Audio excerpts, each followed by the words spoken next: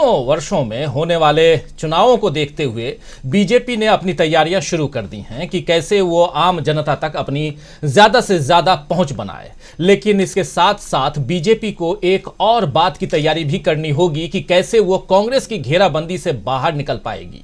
जी हां, अब तक चुनावों में बीजेपी की जीत का घोड़ा सरपट भाग रहा था, लेकिन हिमाचल प्रदेश में हार के साथ उसे यह संकेत मिल गया कि उसकी जीत के घोड़े पर कांग्रेस ने लगाम कस दी है और अब कांग्रेस बाकी चुनावों में भी ऐसा करने को तैयार हो गई है। बीजेपी को घेरने का पूरा प्लान कांग्रेस ने बना लिया है। बड़े सधे हुए तरीकों से कांग्रेस इस काम को अंजाम दे रही है। पूरा देश इस समय आप देख रहे हैं कि भारत जोड़ो यात्रा की अपार सफलता को देख रहा है और हैरान है कि आखिर राहुल गांधी ने एक असंभव लगने वाले काम को कैसे सफल करके दिखा दिया है, बता दिया है। भारत के एक कोने से दूसरे कोने तक 3500 किलोमीटर से ज्यादा की पदयात्रा, हालांकि 3500 अब तक, अभी उसमें 300 किलोमीटर बाकी है, यानी 3800 किलोमीटर की पदयात्रा एक ऐसा कमाल है जिसे बिरले लोग ही पूरा कर सकते हैं। फिलहाल राहुल गांधी ने इस रिकॉर्ड को अपने नाम कर लिया है। इस यात्रा से कांग्रेस की जनता के बीच पैठ बढ़ी है और इसका असर भी दिखने लगा है। बीजेपी अक्सर कांग्रेस की टूटन पर खुश होती है, लेकिन अब उसे समझ नहीं आ रहा है कि भारत जोड़ो यात्रा के बदले वो कौन सा ऐसा कमाल करे जिससे उसकी लकीर लंबी खिंच जाए। मोदी जी ऐसा कुछ नहीं कर पाए तो आपने देखा कि 500 मीटर, जी हां, सिर्फ 500 मीटर के लिए रोड शो पर ही मोदी जी निकल पड़े इसी दिल्ली में। खैर, भारत जोड़ो यात्रा अगले 9 दिनों में खत्म हो जाएगी, लेकिन उससे पहले अगले 5 दिनों में यानी 26 जनवरी से हाथ से हाथ जोड़ो अभियान की शुरुआत की जाएगी। हाथ से हाथ जोड़ो अभियान कांग्रेस का यह अभियान है जो 2 माह यानी कि 26 जनवरी से 26 मार्च तक चलेगा। इसके लिए आज हाथ से जोड़ो हाथ अभियान का लोगो भी जारी किया गया है।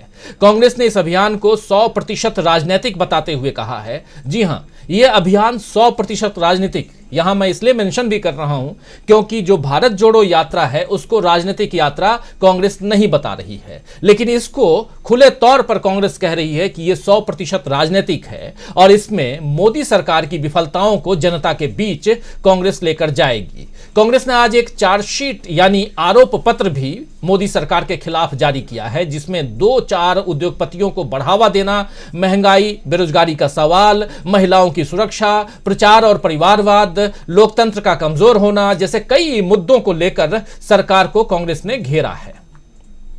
और क्या कुछ है जरा सुन लेते हैं जयराम रमेश, जो मीडिया के सामने मुखातिब होकर ये तमाम मसले को रख रहे थे कि क्या कुछ करने जा रही है कांग्रेस, और समझने की कोशिश हम करेंगे दोस्तों इस कार्यक्रम के जरिए कि कैसे कांग्रेस ने एक जाल बिछा दिया है और उस जाल में क्या बीजेपी फंस पाएगी, ये तो देखना होगा आने वाले वक्त में। लेकिन इस साल जो 9 राज्यों में चुनाव है और अगर मान लिया जाए जो चुनाव आयोग ने अभी प्रेस कॉन्फ्रेंस करते वक्त कहा था कि हमने कश्मीर में चुनाव की भी तैयारी कर ली है, और अगर यह मान लिया जाए कि कश्मीर में भी चुनाव इसी साल होना है तो 10 राज्यों में चुनाव, इन 10 राज्यों में क्या कांग्रेस आगे दिख रही है इस वक्त या बीजेपी आगे दिख रही है, इस पर भी चर्चा करेंगे। लेकिन पहले सुनते हैं जयराम रमेश हाथ से जोड़ो हाथ अभियान में क्या कुछ कह रहे हैं।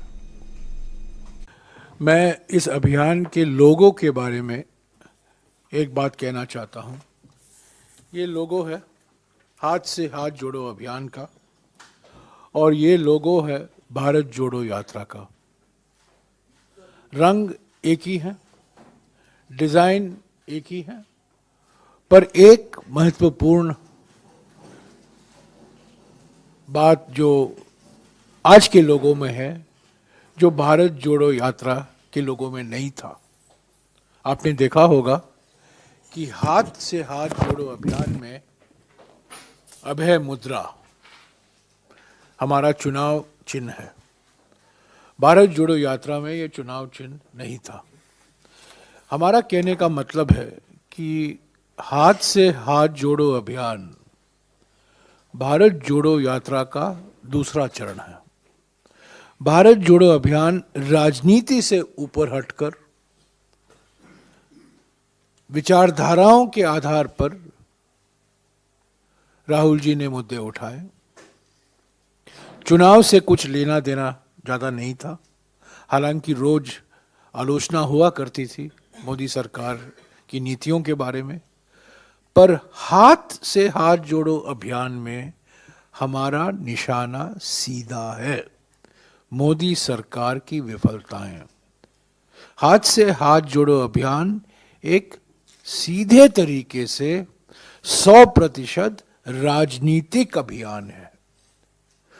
भारत जोड़ो यात्रा के बारे में वो नहीं कहा जा सकता।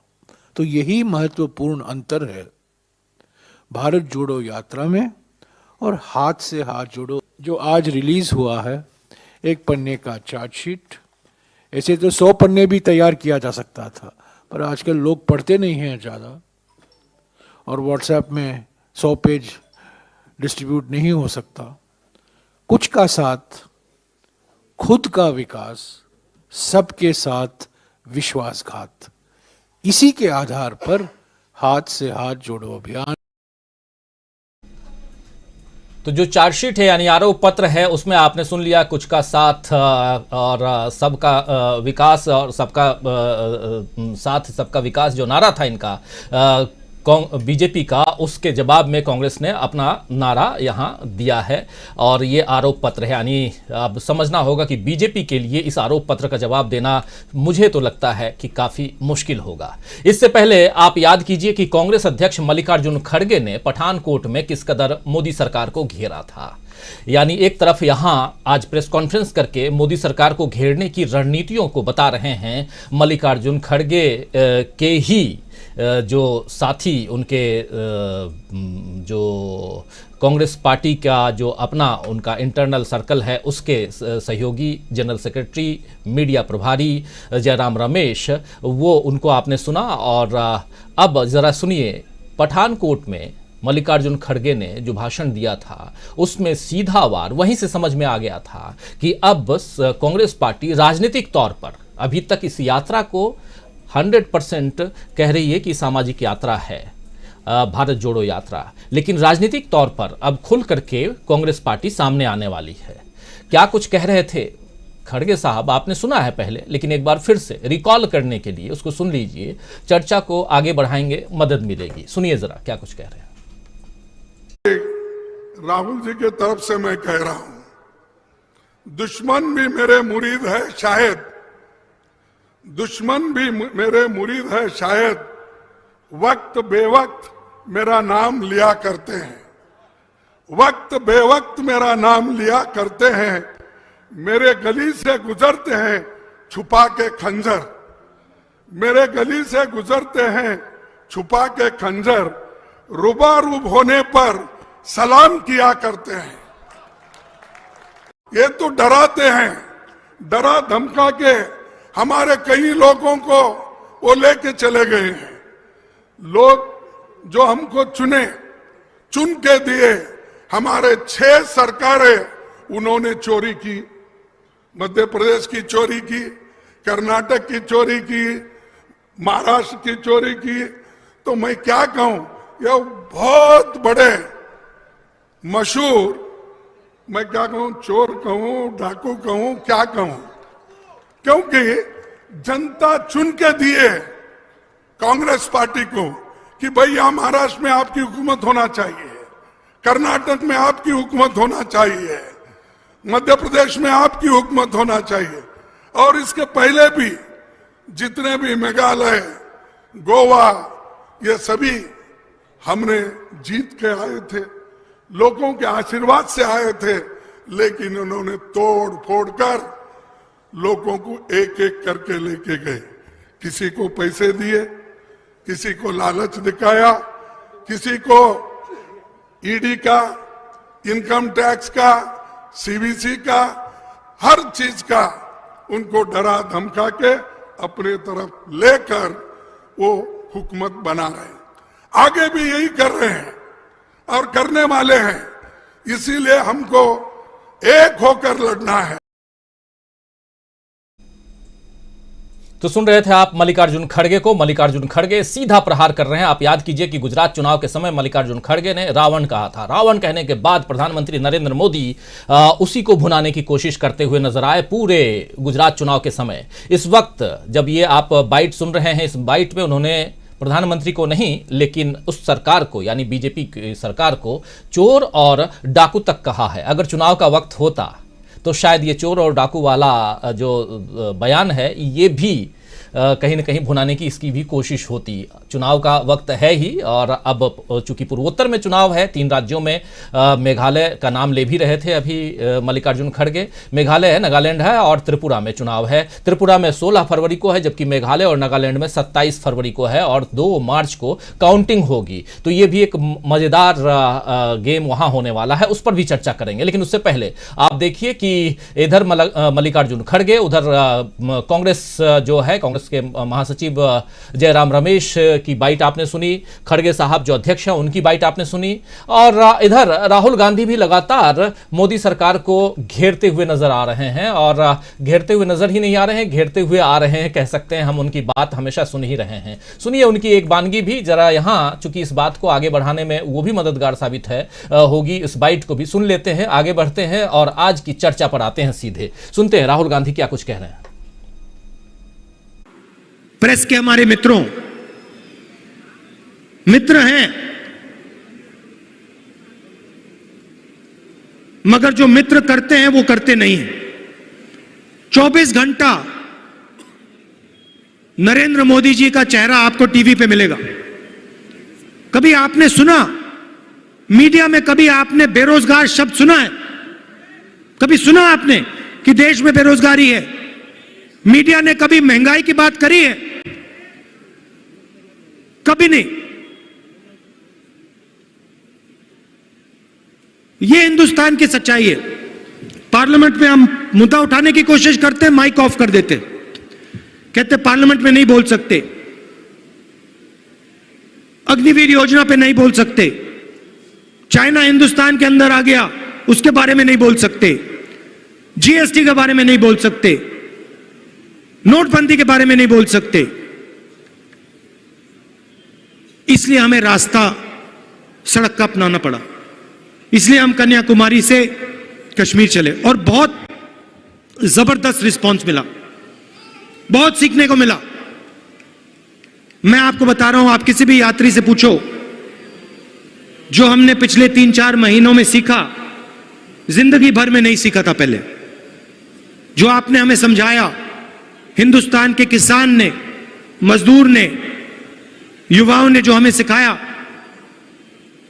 3 महीने में, 4 महीने में जो आपने सिखाया, पहले हमने नहीं, सालों में नहीं सीखा। तो मैं आपका दिल से धन्यवाद करना चाहता हूं। ये जो महंगाई बढ़ती जा रही है, इससे चोट किसको लगती है? किसान को लगती है, मजदूर को लगती है। बेरोजगारी की चोट हिंदुस्तान के अरबपतियों को नहीं लगती, उनके बच्चों को नहीं लगती, हिंदुस्तान के आम नागरिक के बच्चों को लगती है। इसलिए हमने ये यात्रा शुरू की, बेरोजगारी के खिलाफ, महंगाई के खिलाफ और नफरत के खिलाफ। मैं भाषण में कहता हूं, फिर से दोहराऊंगा, नफरत के बाजार में मोहब्बत की दुकान खोलने निकले हम। तो सुन रहे थे आप राहुल गांधी को। राहुल गांधी भी लगातार घेरते हुए नजर आ रहे हैं मोदी सरकार को। इधर मल्लिकार्जुन खड़गे, उधर कांग्रेस की तमाम जो अलग अलग जो उनके दल के अलग अलग घटक हैं, यानी कि अलग अलग राज्यों में इनके जो पीसीसी है वहां से भी हम यही सुन रहे हैं। तो इधर कांग्रेस नेशनल लेवल पर तैयारी कर रही है और उधर अलग अलग राज्यों में भी कांग्रेस अपनी मजबूती में लगी हुई है। कर्नाटक में महिलाओं को साथ लेकर कांग्रेस चल रही है। मध्य प्रदेश में बीजेपी की सत्ता की डकैती को बताया जा रहा है। अभी आपने सुना ही कि कैसे चोरी कर लेते हैं, कैसे डाका डाल देते हैं, और उधर त्रिपुरा में भी लेफ्ट के साथ हाथ मिलाकर कांग्रेस ने बीजेपी को कमजोर कर दिया है। तो बीजेपी को हर तरह से घेरने का प्लान कांग्रेस ने बना लिया है। आइए दोस्तों, आज न्यूज पॉइंट में यही समझने की कोशिश करेंगे कि क्या बीजेपी को कांग्रेस इस बार इसी तरह घेर कर हरा पाएगी। कांग्रेस ने क्या बना लिया है बीजेपी को घेरने का प्लान, और अगर घेरने का प्लान बना लिया है तो क्या हराने का प्लान भी कांग्रेस ने बनाया है। क्या जो अजेय कह करके बीजेपी चलती है, गुजरात का चुनाव जीतती है लेकिन 2 चुनाव हारती है, एक दिल्ली म्युनिसिपल कॉर्पोरेशन का चुनाव और दूसरा हिमाचल प्रदेश का चुनाव, लेकिन गुजरात के चुनाव का ढोल इतना पीटा जाता है कि इसी दिल्ली में अपने मुख्यालय में प्रधानमंत्री नरेंद्र मोदी की मौजूदगी में एक ज़बरदस्त सभा होती है। क्या आगे भी ऐसी सभाएं हम देखेंगे? आइए चर्चा की शुरुआत करते हैं। हमारे साथ कुछ वरिष्ठ साथी जुड़े हुए हैं, उन सबसे आपका